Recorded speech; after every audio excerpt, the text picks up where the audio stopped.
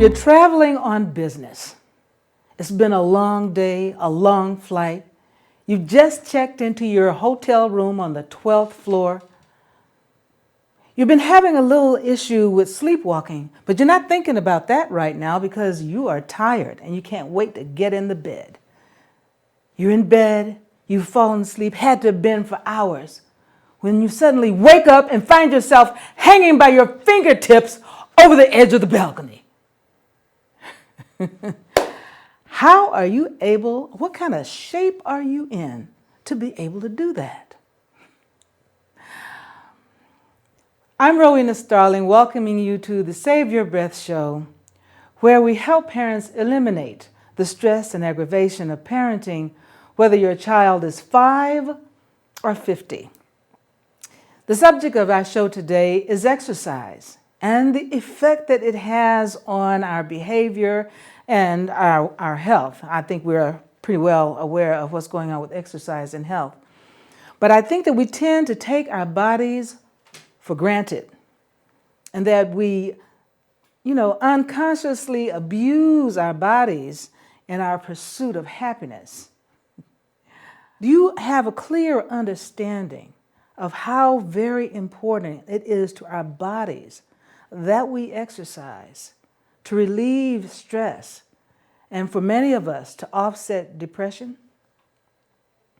Dr. Andrew Weil is broadly described as a guru of holistic health and integrative medicine. And he says, human bodies are designed for regular physical activity. The sedentary nature of much of modern life probably plays a significant role in the epidemic incidence of depression today. Many studies show that depressed patients who stick to a regimen of aerobic exercise improve as much as those who have been taking medication. Wow. You see, now that says a lot to me. I know it's easy to pop some pills or inject some medication, but seriously, if you're looking out for your bodies and what's best for your body, you want to let the medication go. When I went through that very serious and deep, stressful depression period, when I was going through my separation and divorce from my son's father, I could not even begin to think about exercise. That was the last thing on my mind, because in the course of that depression, I isolated myself. I chose to isolate myself. I mean, that's one of the side effects of depression, is that you don't want to be bothered with anyone. You don't want anyone to see you. You don't want to see anyone. And so if messages were trying to come into me that would help me, I would shut them out. If there were messages about exercising, a very simple thing that could have solved this depression, the mind was not going to let them in, because your state of mind dictates what gets in.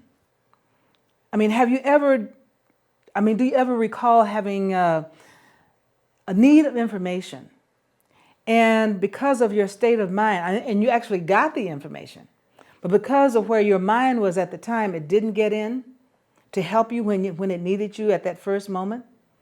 And then maybe months and years later, down the line, you get the information again, and now your mind is open and you can execute on it, and you remember that you got the information before and could have been so much further ahead in the game if you had just been open to receiving the information when you first got it.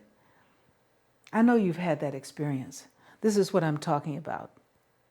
Making a point of having our core machinery, our bodies, running efficiently is central to us getting the job of life done and being happier and healthier in the process of doing it. Life gets to be a nice, long, wonderful adventure if you're taking care of your core machinery.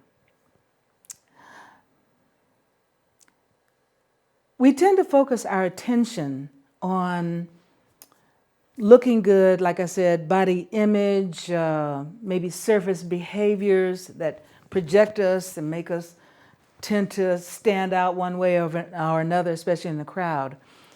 But it's rather foolish to do that and ignore what the body really needs. Perhaps you don't like the idea of exercise, or using the word exercise. Perhaps you should think of it as in some other way. Exercise is a mood enhancer. In fact, one of my most favorite actors is Mr. James McAvoy. And he doesn't like the word exercise either. He says, I like playing sport and I like doing physical stuff. I like hiking and I like climbing. I do a lot. But I don't like the term exercising. I feel like with sport, you're playing games. But with exercise, you're just trying to stop yourself from dying too young. It's weird. I agree. When you think of it that way, it does make it kind of weird. So maybe you should make a point of thinking of it some other way. Pick up martial arts, yoga. There are many, many different kinds of ball games with all sizes of balls. They even call football a ball, and it's not really a ball. I don't know why they call it a ball. Not quite clear on that. Dancing. Do you know that ballroom dancing lowers the risk of having Alzheimer's by 70%? You know, Alzheimer's is a big bugaboo. Many of us are out there taking care of parents who are at the effect of this and raising children at the same time. Anything that we can do for ourselves to offset these kinds of things, we need to be on top of it. I think they're about to make ballroom dancing a prescription. That's how powerful it is. Our bodies contain all that it needs, that they need for their healing process. But we have to help it.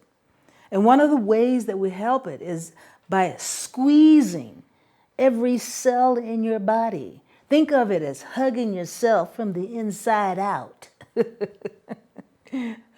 Showing it love. This is a way of showing it love. Through the exercise or through the play, however you want to choose it. And how do we do that? Make a point of incorporating it into your life. Make a point of lifting weights every other day. Weights are important for squeezing efficiently, which you need to have happening with your tendons and ligaments and your muscles. And you can get a full body workout with your weights in 20 minutes. Apply the mindfulness that people use in yoga to that process of doing the weights. You can do all of the body muscle groups in your body, 10 reps each. That's about 10 different exercises, in 20 minutes. And the idea is to have the weight be so heavy that you can't do 11 reps. In other words, if you lift a weight, say, like this, and you can do 11 with that weight is not heavy enough. I think they call it squeezing the muscle or lifting the weight to failure. When the muscle fails, that's when you just want to, you know that you've done your job.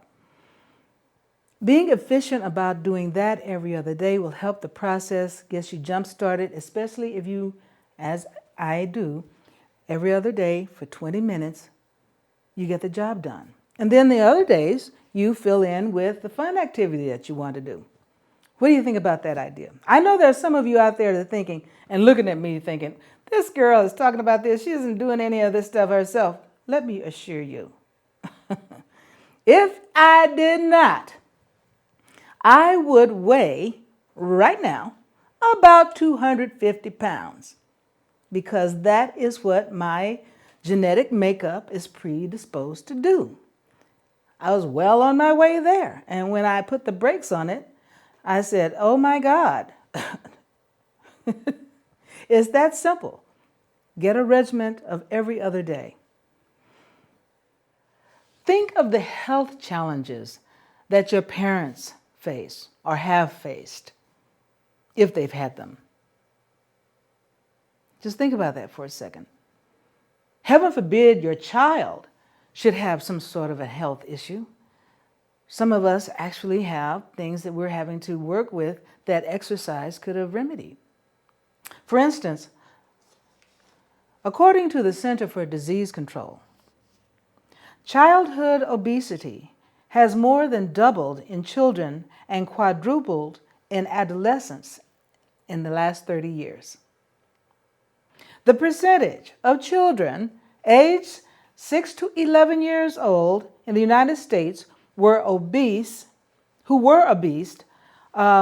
increased from 7% in 1980 to nearly 18% in 2012.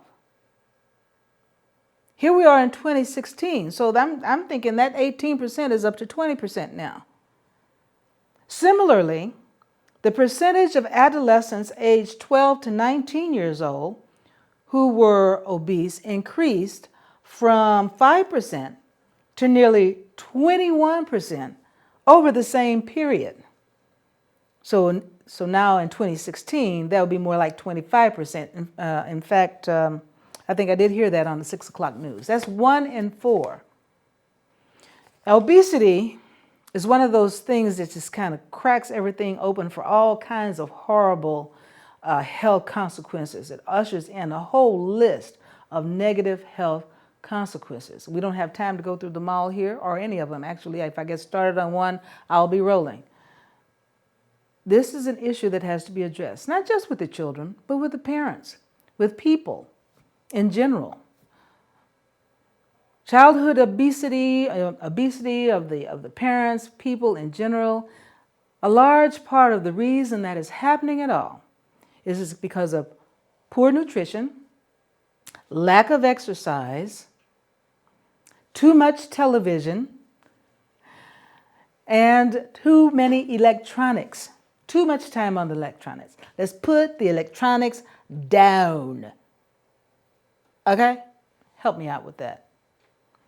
I mean, wouldn't you like to raise the bar on the level of dedication you and your family have with exercise, with play? As long as it's intentional play that's getting the job done, I'm all for it. Where are the areas where you say, well, if only I had, more time, or if I wish I could be better at, what is the, fill in the blank. What's holding you up? Then I would pick up my exercise and I would be faithful to it to the end. Where are those areas? Let me help you. As a mentor, I have spent over $130,000 and 40 years gaining the knowledge and the priceless experience that I have infused in the family system I've created. I've listened over 15,000 hours to parents, to people, helping them solve the problems that have surrounded their work lives and their private lives, and those aspects of their lives that affect their parenting, and the parenting that affects how they're performing at work. I mean, our lives, as I said before, are not compartmentalized. Part of being a parent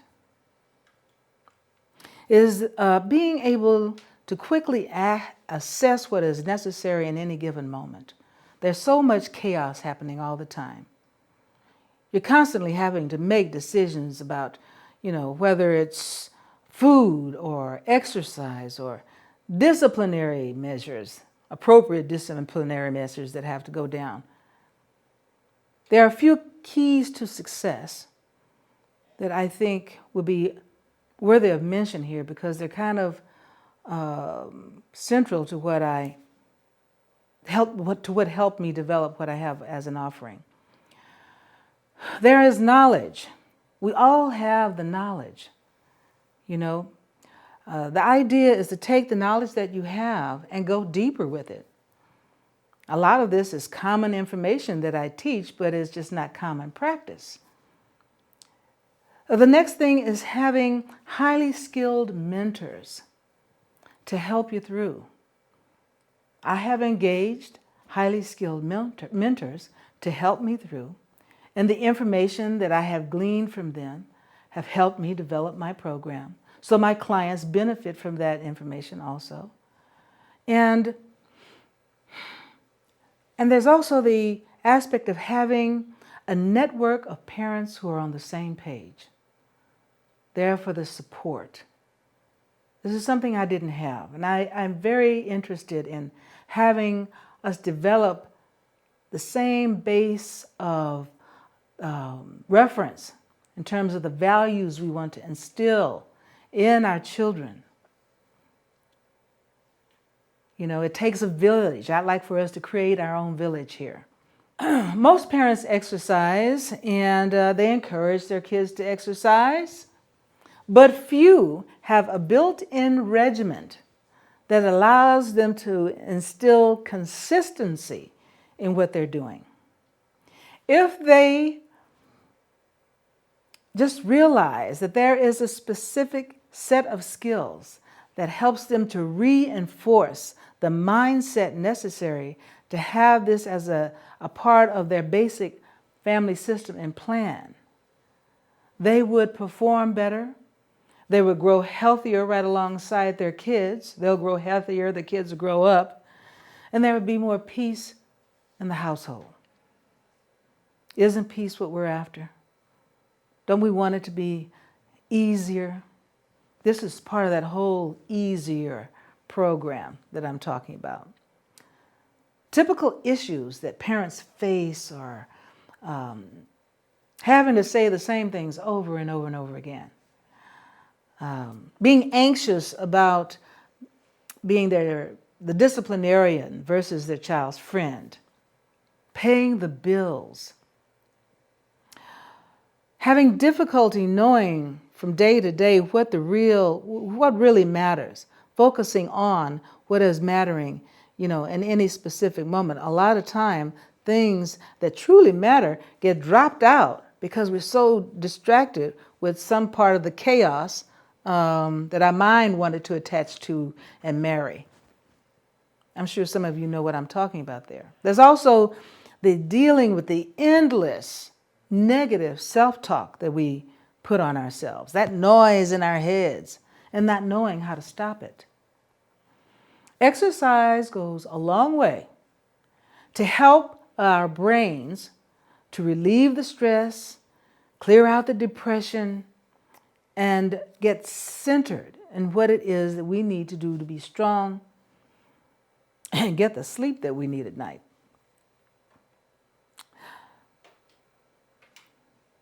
Have you ever wondered how you're able to see the mistakes that other parents are making out there, but you don't quite see yourself or any mistakes that you're making? Right? What I teach requires an innate knowledge of the subconscious mind. Some call it the unconscious mind. We all have blind spots. And one of the things that I do is I help people to address those blind spots, find them, see them, address them. Working with a mentor, hopefully me, helps to shorten the time that it takes to do a comprehensive mind, body, spirit reboot of your current family system, if you have one. Having a good experienced guide, somebody that's been there before, helps you out tremendously because there are things about what you're doing that you just can't see by yourself. Many parents read about parenting, they read parenting books, they look at the videos from the experts, they go to workshops and seminars, but they still haven't been able to change the negative family patterns that are repeating over and over again. Without the proper guidance, we tend to fill in the blanks with false assumptions, untruths, and we begin to parent by default, especially when default is something negative that's not producing the end result that you're looking for. Many times that also leads to more pain and frustration. Can I get a witness? For instance, here's one. I have a client. He has 2 children. And he's very earnest about wanting to do the best and be the best parent that he can.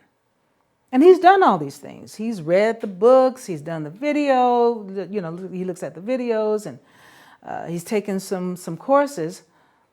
But there was a core hang-up that he had that was reflected in a trigger. And every time that trigger would be hit, he would just blow up. And unfortunately, many times it was at his kids, because the kids are being kids. I mean, one of the issues here with my program is that I want people to understand kids are who they are. It's how you react to them that is making you sick. So he was abused as a child. And so with these triggers, I mean, he'd be taking his lessons, going along nicely, executing. This trigger would hit, and he would become violent with his kids. He couldn't stand that, because then what happens? He feels he's violent with the kids. That's the first mistake. And now he feels guilty for it because he's a good guy, really, for real. So what we had to do is go in, find that trigger, and disarm it. We had to find that emotional discomfort and pluck it out. So now he tells me that he's amused when he sees something that would have triggered him before. He can't help but just smile at it now. He feels so good. And if there is a disciplinary measure that needs to happen, he's able to execute it and be cool about it and be strong about doing it. He no longer has this feeling of powerlessness that makes him go off. So that's an example of what I'm talking about here.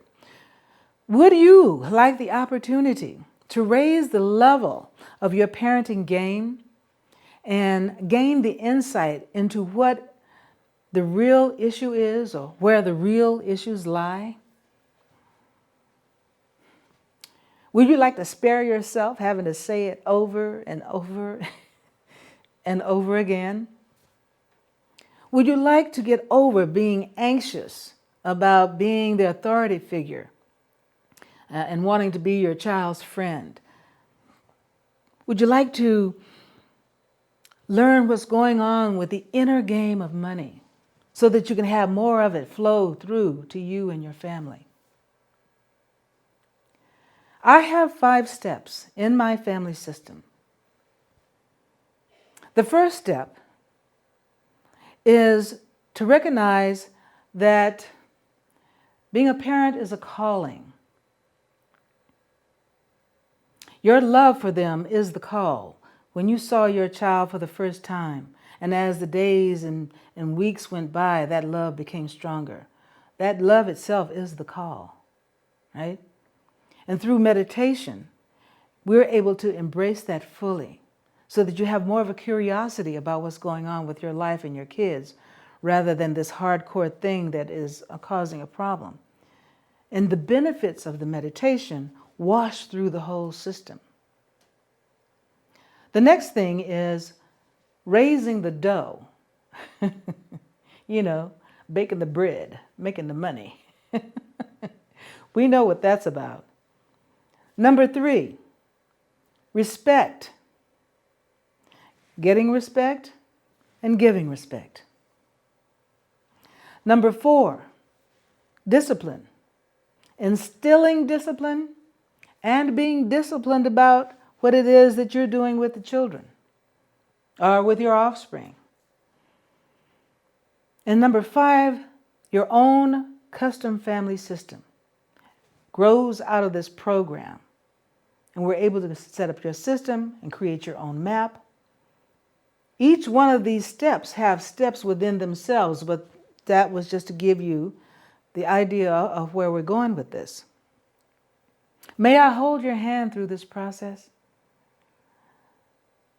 If the answer is yes, contact me through the link to the parenting assessment that I have created here.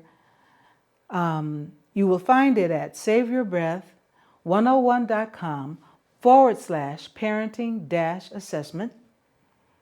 Just do the assessment there. In fact, I think there might be a little problem with it going directly to the website. Just go to the tab there at the top to the parenting assessment, submit it, and receive a complimentary parenting breakthrough session with me, a $250 value for free. Well, I thank you very much for watching and listening, and I'll see you here again next time on the Save Your Breath Show.